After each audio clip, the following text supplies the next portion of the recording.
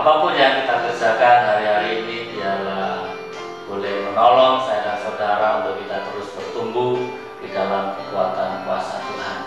Biarlah firman Tuhan pada pagi ini boleh menolong kita untuk kita boleh mengalami kekuatan baru dan kita menjadi orang-orang yang menang di dalam Tuhan. Sidang jemaat Tuhan, Bapak Saudara yang kasih nama Tuhan Yesus, firman Tuhan pada pagi ini saya beri judul Membangun Jiwa Pemenang. Nats yang kita baca pada pagi ini terambil dari surat Roma pasal 8 ayat 37 yang mengatakan, tetapi dalam semuanya itu kita lebih daripada orang-orang yang menang oleh Dia yang telah mengasihi kita. Dengan kita membaca akan firman Tuhan ini menjadi sebuah dasar, menjadi sebuah penghiburan, menjadi sebuah kekuatan bagi kita orang-orang yang percaya akan Tuhan, bahwa ada sebuah jaminan bahwa saya dan saudara adalah orang-orang yang bisa dan memiliki potensi untuk kita mengalami kemenangan demi kemenangan apapun situasi yang kita hadapi hari-hari ini, terlebih dalam situasi pandemi COVID-19 yang sudah berjalan beberapa bulan ini. Biarlah potensi jiwa seorang pemenang itu ada dalam kehidupan kita. Jangan sampai kita menjadi lemah, jangan sampai kita kalah, kita menyerah dalam situasi yang terjadi hari-hari ini. Sidang jemaat Tuhan yang kasih nama Tuhan Yesus, saya tahu menjadi seorang pemenang bukanlah perkara yang mudah. Tetapi percaya atau tidak bahwa setiap kita masing-masing manusia, setiap kita yang ada hari ini, kita masing-masing memiliki namanya potensi untuk menjadi seorang pemenang. Pada saat seorang manusia lahir ke dalam dunia dalam kondisi hidup, ini merupakan bukti awal dari potensi kemenangan itu sudah Tuhan berikan bagi setiap manusia. Menjadi pemenang tidaklah selalu diartikan kita dapat mengalahkan sesama kita secara fisik, atau dengan kita berkelahi kemudian kita menang, ataupun dapat juga diartikan kita adu perkataan, kita berdebat dan kita dapat mengalahkan orang-orang yang kita kalahkan dalam perdebatan. Menjadi pemenang tidak diartikan seperti itu. Tetapi bagaimana menjadi seorang pemenang? Salah satunya adalah bagaimana kita menang terhadap diri sendiri. Di awal penciptaan manusia, Allah telah memberi berkat kepada manusia untuk berkuasa atas segala ciptaannya. Firman Allah berkata, Allah memberkati mereka, lalu Allah berfirman kepada mereka, beranak cuculah dan bertambah banyak, penuhilah bumi dan taklukkanlah itu, berkuasalah atas ikan-ikan di laut dan burung-burung di udara dan atas segala binatang yang merayap di bumi. Sejak awal manusia diciptakan Tuhan, Tuhan sudah memberkati manusia dengan potensi kemenangan itu, dengan sebuah kata, berkuasalah, taklukkanlah. Artinya bukan kita mengalahkan secara fisik atau kita bisa berbuat semena-mena terhadap ciptaan Tuhan. Tidak. Tetapi kalau kita baca ayat berikutnya, bagaimana Tuhan memerintahkan kepada manusia untuk memelihara, untuk merawat akan segala apa yang Tuhan ciptakan di muka bumi. Taklukkanlah dan berkuasa. Tuhan memberikan mandat kepada manusia untuk memelihara saat itu dalam skup yang lebih kecil, yaitu Taman Eden. Selanjutnya dalam pengajaran Rasul Paulus kepada jemaat di Efesus, di situ jelas menekankan siapa yang menjadi lawan, siapa yang menjadi musuh kita sebenarnya. Firman Tuhan berkata, karena perjuangan kita bukanlah melawan darah dan daging, tetapi melawan pemerintah-pemerintah, melawan penguasa-penguasa, melawan penghulu-penghulu dunia yang gelap ini, melawan roh jahat di udara. Perlu kita garis bawahi kembali bahwa apa yang Rasul Paulus ajarkan kepada jemaat Efesus bukanlah yang dimaksud pemerintah duniawi, tetapi pemerintah-pemerintah kegelapan, penguasa-penguasa kegelapan. Karena firman Allah juga mengajarkan pada kita ada sebuah keterkaitan antara perkara rohani dengan perkara jasmani. Di dalam firman Allah mengatakan, Yesus dalam pengajarannya, apa yang kau ikat di dunia ini akan terikat di surga, dan apa yang kau lepaskan di surga akan terlepas di bumi. Hal ini mengajar kepada kita bahwa ada sebuah keterkaitan antara perkara rohani dengan perkara jasmani, sehingga Rasul Paulus mengajarkan bahwa musuh kita sebenarnya bukan manusia. Musuh kita adalah roh jahat di udara. Lucifer beserta pengikut-pengikutnya itu adalah musuh kita. Dan dalam pengajaran Rasul Paulus kepada jemaat di Galatia, Rasul Paulus mengajarkan tentang bagaimana orang-orang percaya mesti berbuah. Di dalam Galatia pasal 5 ayat 21 sampai dengan 22, Rasul Paulus mengajarkan ada 9 macam buah roh. Nah, salah satunya adalah tentang penguasaan diri.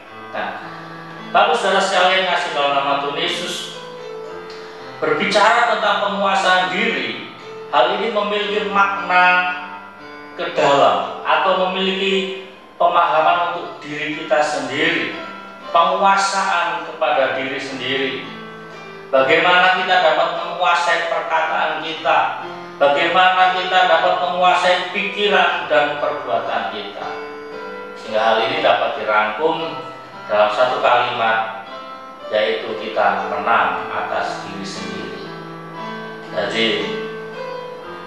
pemahaman kita menjadi pemenang bukan kita menaklukkan secara fisik orang lain, secara daging, tetapi bagaimana kita menang terhadap kekuatan kuasa kegelapan, bagaimana kita menang terhadap diri sendiri, dan bagaimana kita bisa mengelola, merawat segala sesuatu yang Tuhan telah percayakan dalam kehidupan kita, termasuk alam semesta serta isinya.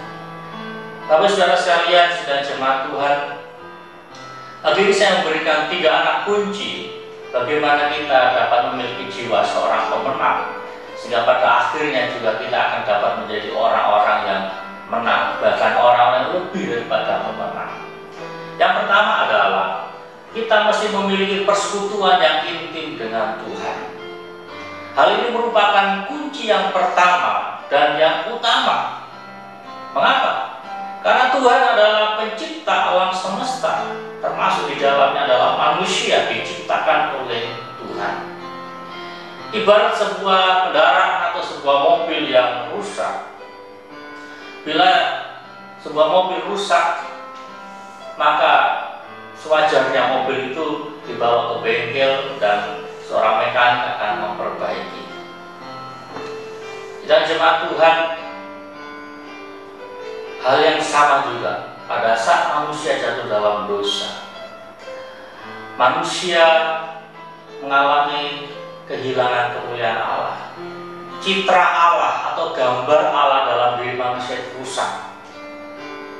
Dan kemana manusia harus diperbaiki? Orang dapat belajar tentang psikologi. Orang bisa datang kepada motivator-motivator pada saat dia mengalami kegagalan atau kejatuhan dalam dosa. Bahkan juga orang bisa datang kepada hamba Tuhan atau kepada pendeta untuk berkonsultasi tentang masalahnya dia. Tetapi perlu diketahui, hamba Tuhan, motivator, bahkan penulis buku yang hebat, semuanya manusia yang lebih banyak keterbatasan. Ada nasihat-nasihat yang bisa kita ambil, tetapi kadang-kala juga ada nasihat-nasihat yang sulit untuk kita terapkan di dalam kehidupan kita. Motivator yang paling handal adalah Allah sendiri. Mekanik yang paling handal untuk kehidupan manusia adalah Allah sendiri, karena Allah sang pencipta manusia itu.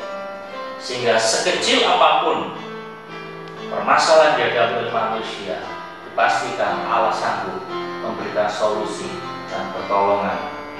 Sidang jemaat Tuhan yang kasih nama Tuhan Yesus, pada saat manusia jatuh dalam dosa, manusia kehilangan kemuliaan Allah.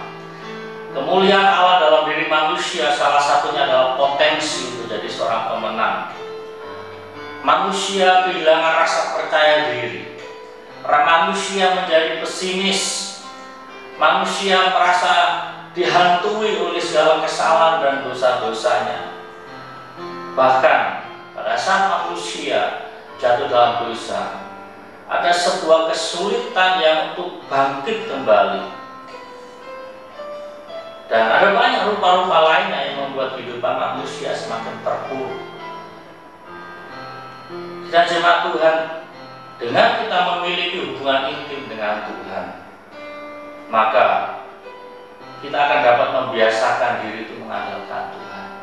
Pada saat kita lemah, pada saat kita tidak berdaya, kita datang bersekutu dengan Tuhan, kita akan datang untuk meminta pertolongan pada Tuhan, kita mengandalkan Tuhan.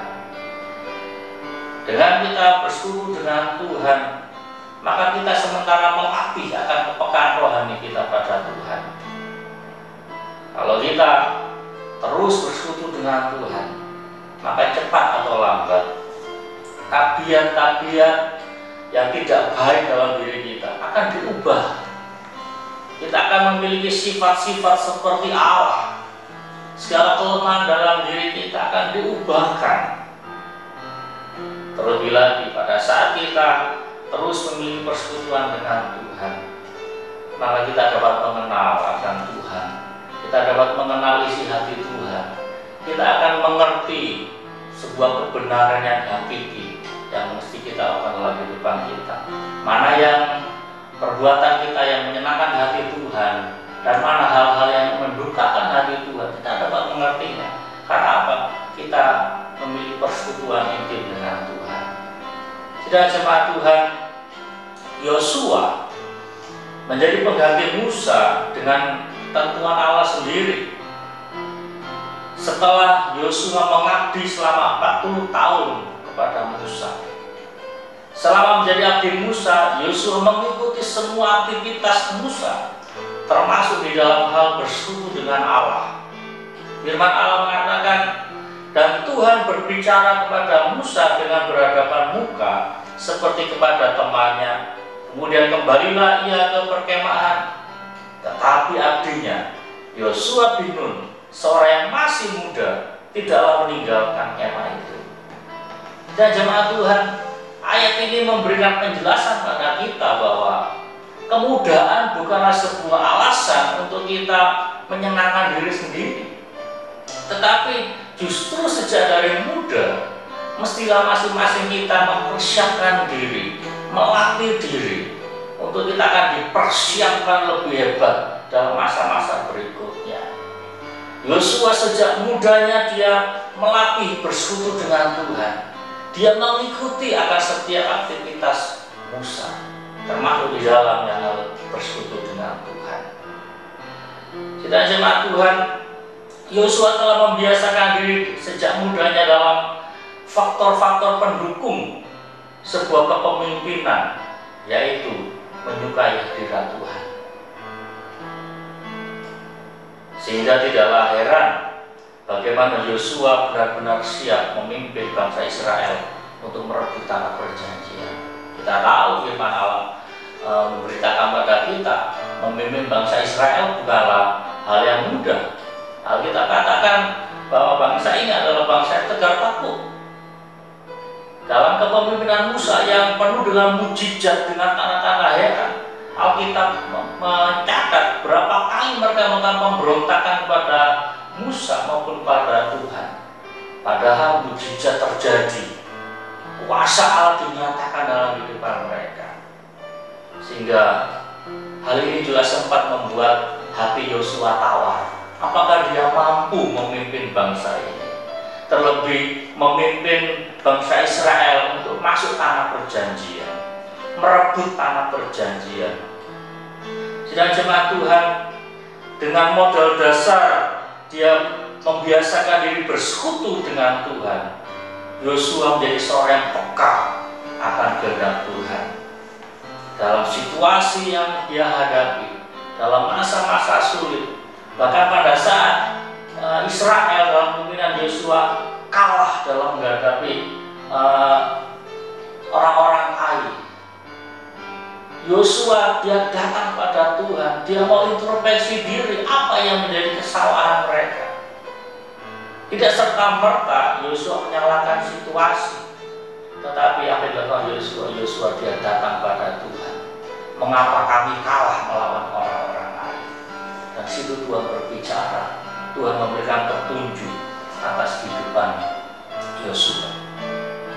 Situasi yang tidak menentu dalam keluarga, situasi yang tidak menentu dalam pekerjaan kita hari-hari ini, oleh karena situasi yang ada penyebaran virus corona, ada banyak kita yang di PHK.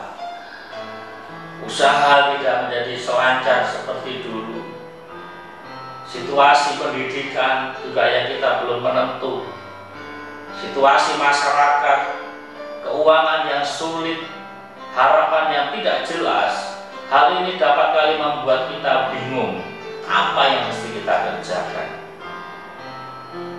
Tetapi mari jemaat Tuhan dikasih oleh nama Tuhan Yesus, dengan kita membiasakan diri bersekutu dengan Tuhan, maka saya pastikan kita akan dengan mudah mendapatkan petunjuk Tuhan.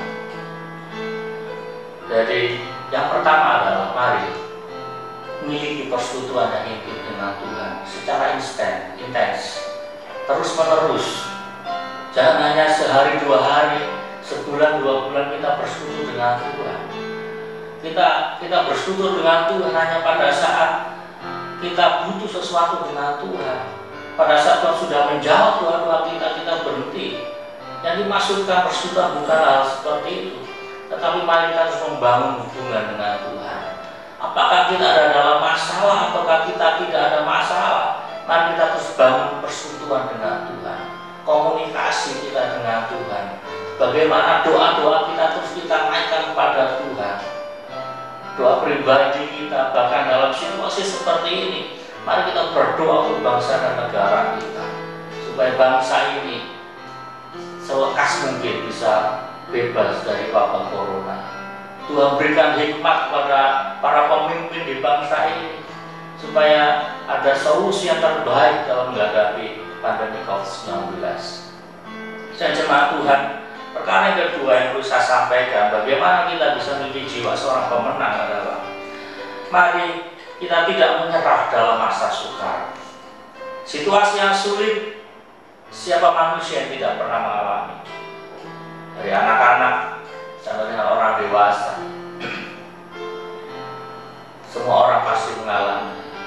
Tidak pandang suku, tidak pandang agama, tidak pandang ras, tidak memandang tingkat sosial seseorang, tidak memandang apakah dia pejabat atau rakyat biasa. Semuanya pasti mengalami masa-masa sulit. Yang membedakan hanyalah takarannya, kapasitas kesulitan saja yang berbeda. Tetapi intinya adalah kita semua pasti mengalami masa-masa sulit. Tapi saudara sekalian, namun bagaimana kita dapat melewati masa sukar atau masa sulit itu dengan baik? Kita menjadi pemenang, kita bisa menang atas masa-masa sulit. Kita tidak menyerah dalam situasi yang sulit, kita tidak kalah. Yaitu bagaimana kita memiliki respon hati yang benar kita terhadap situasi yang terjadi. Respon hati yang benar didasari dengan sebuah keyakinan, yaitu keyakinan tentang adanya penyertaan Tuhan. Kita mesti yakin bahwa dalam masa-masa sulit yang terjadi, kita yakin bahwa penyertaan Tuhan itu tetap ada. Keyakinan apa lagi? Ada sebuah keyakinan bahwa masalah tidak akan melebihi kekuatan manusia. keyakinan tentang pasti adanya solusi, keyakinan adanya pelajaran kehidupan yang penting untuk kita bertumbuh, terlebih keyakinan akan adanya sebuah kemuliaan. Kemuliaan berarti ada sebuah keyakinan bahwa semuanya ini pasti berakhir, ada kemenangan, ada sukacita setelah masa-masa sulit itu berakhir. Daud, dia adalah seorang raja yang disegani oleh kawan maupun lawannya. Namun dalam perjalanan hidupnya tidak sedikit yang mengalami masa-masa sukar. Apakah masa sukar karena peperangan sebagai tugas atau jawabnya dia sebagai seorang raja, ataupun kesukaran karena kesalahan atau karena dosanya dia sendiri. Daud adalah seorang pribadi yang sangat dekat dengan Tuhan. Daud, Alkitab katakan dalam satu hari 7 kali dia memuji-muji Tuhan. Ayat ini menjelaskan bagaimana kedekatan Daud dengan Tuhan. Tetapi kedekatan Daud dengan Tuhan tidaklah serta-merta membuat Daud ini pribadi yang kebal terhadap masalah, atau kedekatan Daud dengan Tuhan tidaklah serta-merta menjauhkan dia dari masalah. Namun karena Daud dekat dengan Tuhan, maka Daud mampu melewati masa-masa sulit dalam kehidupannya. Sehingga Alkitab menuliskan di dalam 1 Tawarik pasal 29 ayat 28, Alkitab katakan bahwa Daud meninggal dalam kemuliaan. Daud meninggal pada saat rambutnya sudah putih. Daud meninggal di dalam usianya yang sudah tua. Disimpulkan dalam satu kalimat, Daud meninggal di dalam damai sejahtera. Dan jemaat Tuhan, mari, tidak ada seorang pun dari kita yang lepas dari masalah, tetapi sikap hati kita akan menolong kita untuk kita tidak menyerah atas setiap permasalahan yang kita hadapi. Perkara yang ketiga yang perlu kita tahu adalah bagaimana kita dapat memiliki jiwa seorang pemenang. Jiwa seorang pemenang adalah seorang yang proaktif dan inovatif dalam situasi-situasi yang sulit. Seorang pemenang bukanlah seorang yang pemalas. Kemenangan memerlukan sebuah perjuangan. Tidaklah mungkin orang yang hanya berpangku tangan dan bermalas-malasan dia mendapatkan sebuah kemenangan. Bangsa Israel yang terdiri dari 12 suku telah menerima janji akan memiliki tanah perjanjian. Sebuah tanah yang penuh dengan susu dan madu, artinya tanah perjanjian adalah tanah yang diberkati Tuhan. Fakta berbicara bahwa tanah perjanjian yang dijanjikan Tuhan sudah ada yang menghuni, sudah ada yang menepati. Bahkan Alkitab katakan ada keturunan orang-orang enak. Siapa orang-orang enak? Orang-orang yang adalah orang-orang raksasa yang secara fisik jauh lebih besar daripada fisik orang-orang Israel. Artinya bagaimana orang-orang Israel, ke-12 suku ini dapat memiliki janji Allah itu? Hanya satu kata, mereka harus aktif, harus berusaha, mereka harus berperang, merebut, mengambil apa yang Tuhan janjikan bagi mereka. Ada seorang yang bernama Kaleb, adalah jadi salah satu contoh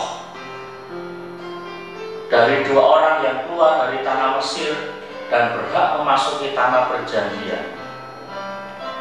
Kaleb dan Yosua adalah 2 orang yang keluar dari tanah Mesir dan 2 orang ini yang berhak masuk tanah perjanjian. Kaleb patut menjadi contoh seorang yang memiliki jiwa seorang pemenang.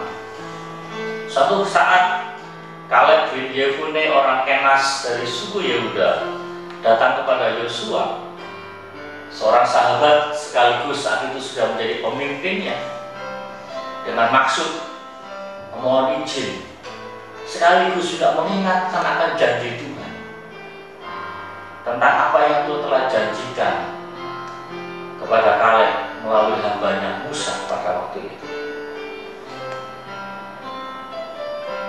Kaleb berkata kepada Yosua, pada waktu ini aku masih kuat seperti waktu aku disuruh Musa, seperti kekuatanku sekarang untuk berperang dan untuk keluar masuk. Oleh sebab itu, berikanlah kepadaku pegunungan yang dijanjikan Tuhan pada waktu itu. Sebab engkau sendiri mendengar pada waktu itu bahwa di sana ada orang enak dengan kota-kota yang besar dan berkubu. Mungkin Tuhan menyertai aku sehingga aku menghalau mereka seperti yang difirmankan Tuhan.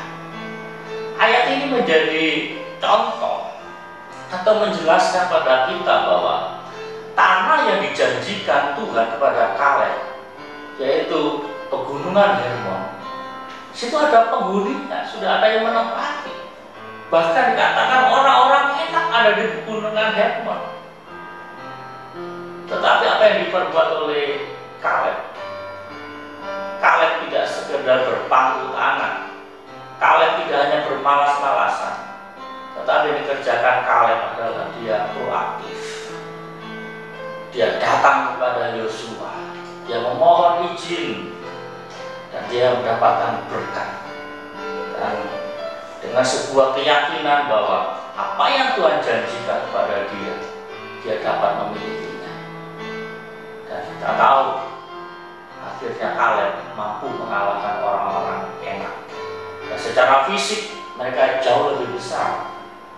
Hal ini mengajarkan pada kita, persoalan apapun yang kita hadapi hari ini, mungkin ada raksasa-raksasa yang secara masalah lebih besar daripada kemampuan kita.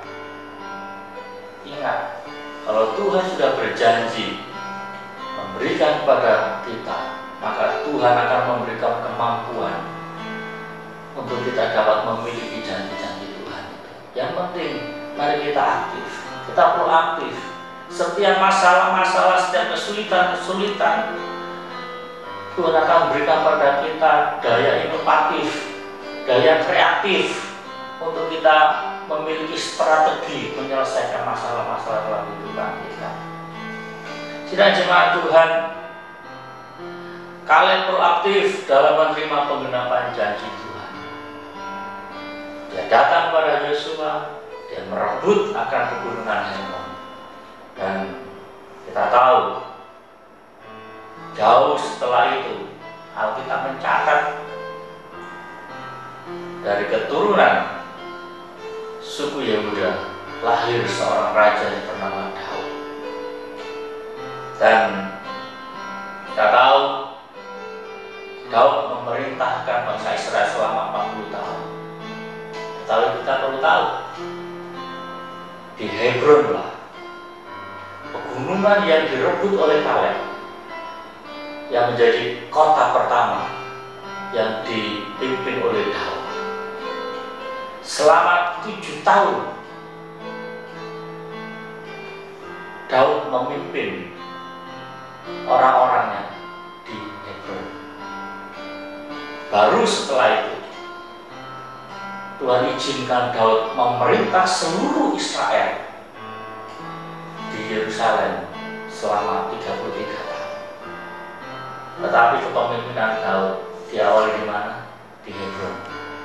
Satu tempat yang dimana Kaleb merebut.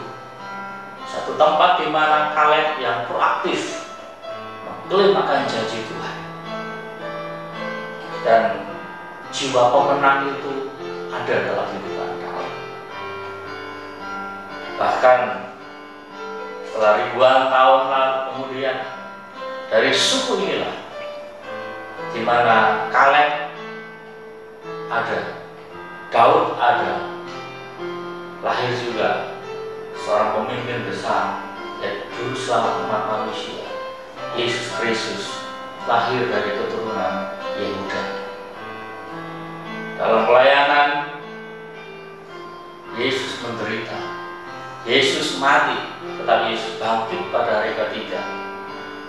Yesus menjadi pahlawan yang penuh dengan kemenangan atas segala dosa dan maut, sehingga hari ini memberikan sebuah keyakinan dan kepastian bagi kita bahwa kita semua orang-orang yang percaya pada Tuhan, kita mewarisi akan kemenangan-kemenangan itu.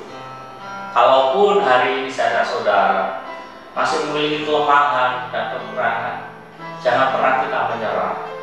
Mari kita segera datang pada Tuhan.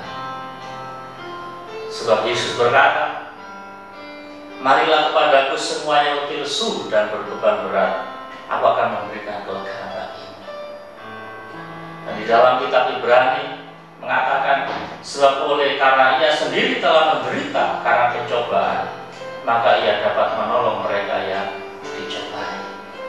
Mari Bapak Saudara sekalian, masing-masing kita ada potensi untuk mengalami kemenangan dan untuk kita menjadi pemenang. Lebih kita yang sudah percaya pada Tuhan, ada banyak janji-janji Tuhan yang Tuhan berikan bagi kita. Jangan pernah kita menyerah dalam situasi yang sulit. Mari kita proaktif, kita inovatif, dan terlebih yang utama dan yang pertama tadi, tetap memiliki persekutuan yang intens dengan Tuhan. Karena Tuhanlah sumber kekuatan dan pertolongan dalam kehidupan kita. Demikian firman Tuhan yang kami sampaikan, biarlah menjadi kekuatan dan berkat atas kehidupan kita semua. Shalom, Tuhan Yesus memberkati. Amin.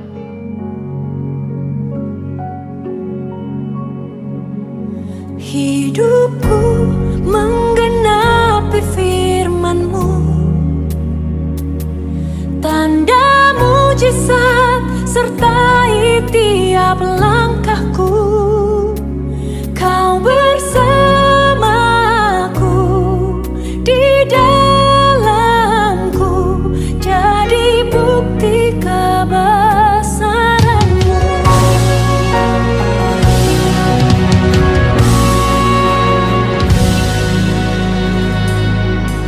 Tuhan, Kau sempurna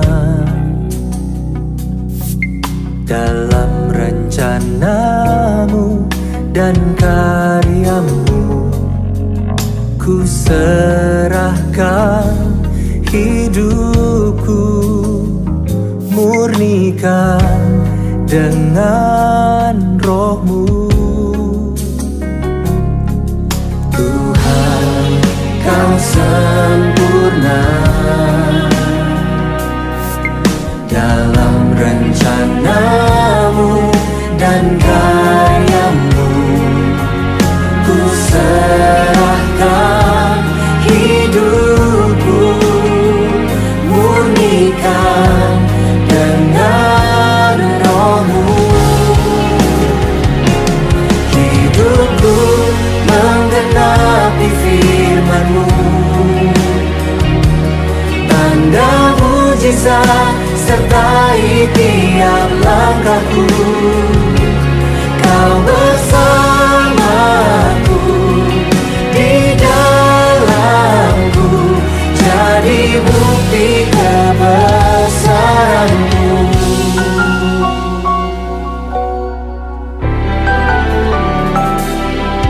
Tuhan, Kau sempurna dalam rencana-Mu dan karya-Mu. Ku serahkan hidupku, murnikan dengan Roh-Mu. Hidupku menggenapi firman-Mu, tanda mujizat sertai tiap langkahku.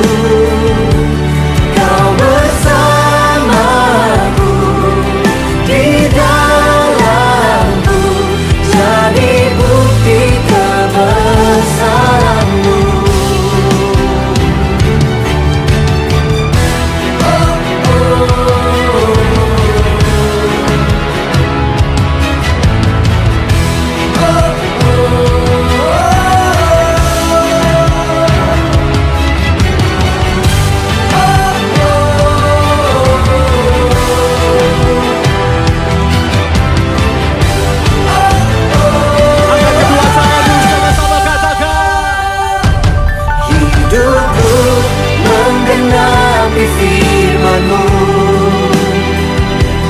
tanda mujizat sertai tiap langkahku. Kau bersamaku, di dalamku, jadi bukti kebesaran hidupku. Menggenapi firman-Mu, amin. Tanda mujizat sertai tiap langkahku. Kau bersamaku, di dalamku, jadi bukti kebesaran-Mu. Kau bersamaku, di dalamku, jadi bukti kebesaran-Mu.